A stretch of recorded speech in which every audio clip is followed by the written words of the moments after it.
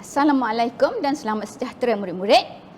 Saya Roslina binti Muhammad, Guru Biologi dari SMK Zainab Kota Baru, Kelantan, akan bersama-sama dengan murid-murid untuk menjalankan eksperimen untuk mengkaji tahap keperluan oksigen biokimia dalam sampel air yang berbeza. Tujuan eksperimen ini adalah untuk membanding tahap keperluan oksigen biokimia BOD dalam pelbagai sampel air.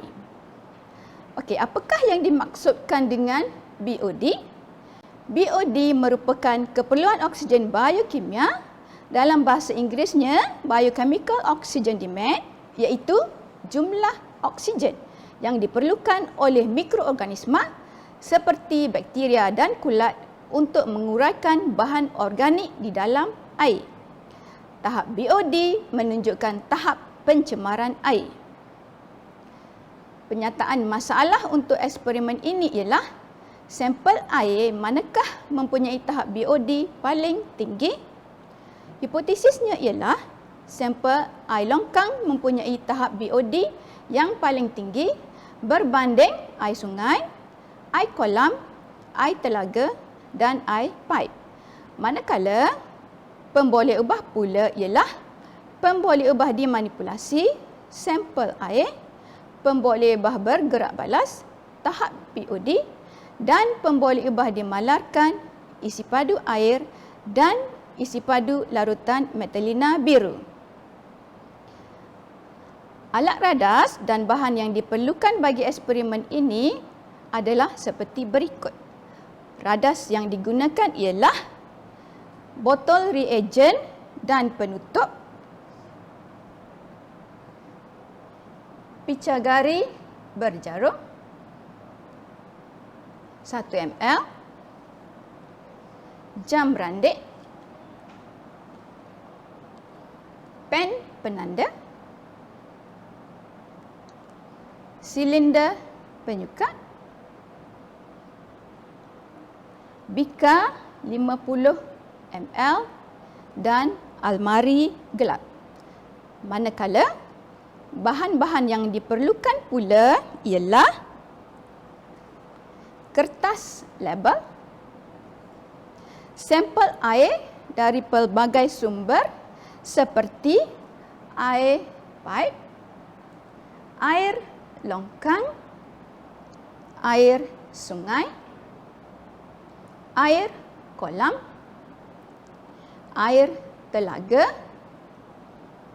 air suling dan larutan metalina biru 0.1%. Sekarang mari sama-sama kita jalankan eksperimen. Ini adalah 5 sampel air daripada 5 sumber yang berlainan, iaitu air paip, air sungai, air kolam, air telaga dan air longkang yang telah diambil dan dimasukkan ke dalam botol mineral. Sukat 200 ml sampel air longkang menggunakan silinder penyukat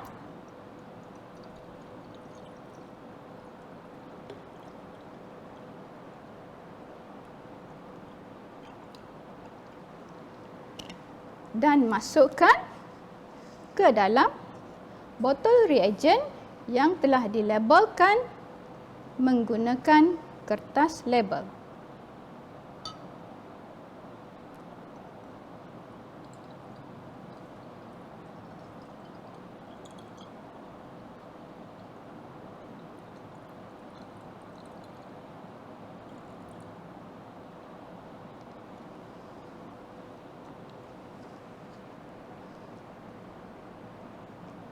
Tambahkan 1 ml larutan metalina biru 1% ke dalam sampel air longkang dengan menggunakan picagari berjarum. Pastikan jarum picagari terendam ke dasar botol reagen apabila memasukkan larutan metalina biru 0.1% untuk mengelakkan larutan tersebut mengalami pengoksidaan.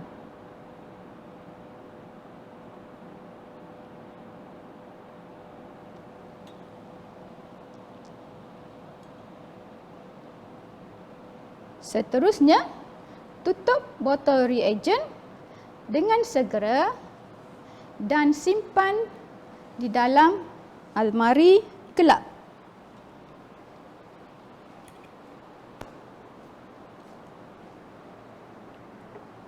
Pastikan botol reagen tidak digoncang.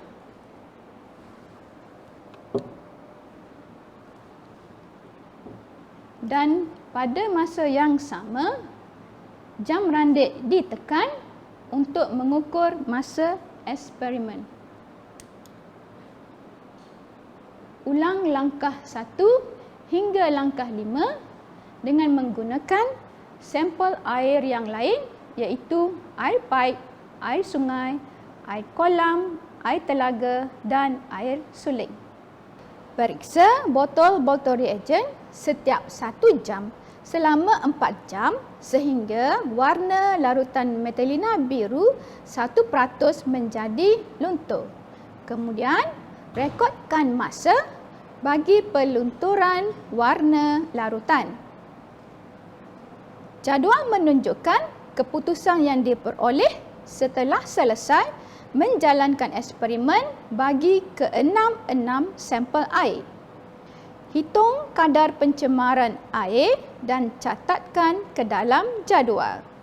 Kadar pencemaran air untuk setiap sampel air boleh dihitung menggunakan formula 1 dibahagi dengan masa pelunturan larutan metalina biru 0.1% dalam unit jam.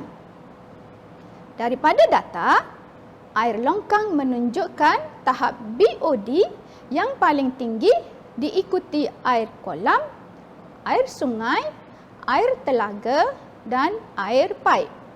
Air suling adalah sebagai eksperimen kawalan. Air longkang mengambil masa yang paling cepat untuk melunturkan warna larutan metalina biru 0.1%, iaitu dalam masa 1 jam berbanding sampel air lain. Air longkang mengandungi kandungan oksigen terlarut yang paling rendah berbanding sampel air lain. Eksperimen ini menunjukkan air longkang paling tercemar. Daripada data, kesimpulan yang dapat kita buat adalah sampel air longkang mengandungi tahap BOD yang paling tinggi berbanding air kolam, air sungai, air telaga dan air paip. Hipotesis diterima. Jadi, kita telah pun selesai menjalankan eksperimen mengkaji tahap pencemaran ke atas 6 sampel air berkenaan. Cikgu harap semua mendapat manfaat daripada video ini. Sekian, terima kasih.